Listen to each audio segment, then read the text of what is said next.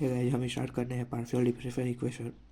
इसमें हम देखेंगे कि पार्शियल डिफरेंशियल इक्वेशन के क्वेश्चन को कैसे हम हैंडल करें, कैसे हम सॉल्व करें, और इस टाइप के क्वेश्चन आए तो हम उसे कैसे अच्छे से करें, और कैसे इसका जो फंक्शन होते हैं वो डेरिवेटिव होते हैं, डेरिवेटिव किए जाते हैं, कैसे उसे पार्शियल डिफरेंशियल इक्वेशन को बनाए जाते हैं, और कौन सा डिपेंडेंट इंडिपेंडेंट वेरिएबल होता है वो समझने की कोशिश करेंगे। चलिए समझते हैं।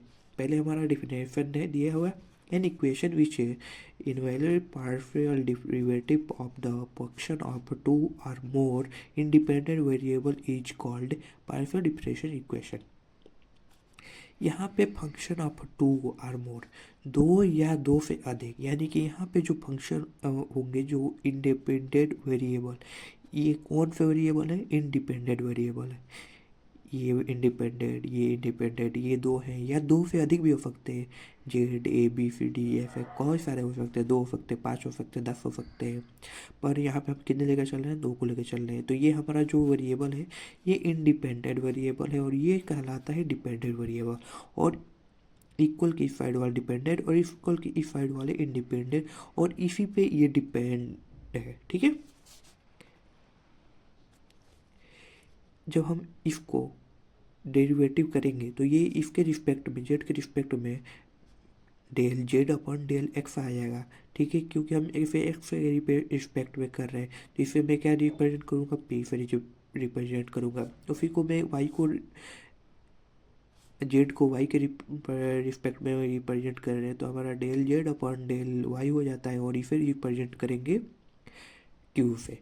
जब मैं इसको डेरिवेटिव फिर से कर रहा हूँ तो इसको करने पे मैं ये हमारा del square Z del X square आ जाता है। फिर मैं इसको डेरिवेटिव कर रहा हूँ तो मेरे का ये आ जा रहा है del two Z del Y square हो जा रहा है, जिसे मैं रिप्रेजेंट कर रहा हूँ टी से। और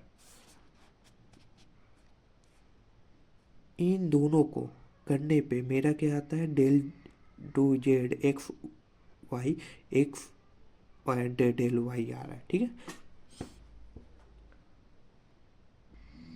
अब देखते हैं लैग्रेंज फॉर्म ये होता क्या है। जैसे यहाँ पे P P small P plus Q small Q equal R, जो ये फॉर्म होता है ये स्टैंडर्ड फॉर्म होता है। ठीक है, और इसे सॉल्व करके जनरल सोल्यूशन जो हमारा होता है पाई ब्रैकेट यू और कॉमा भी इक्वल 0 में आता है। ठीक है,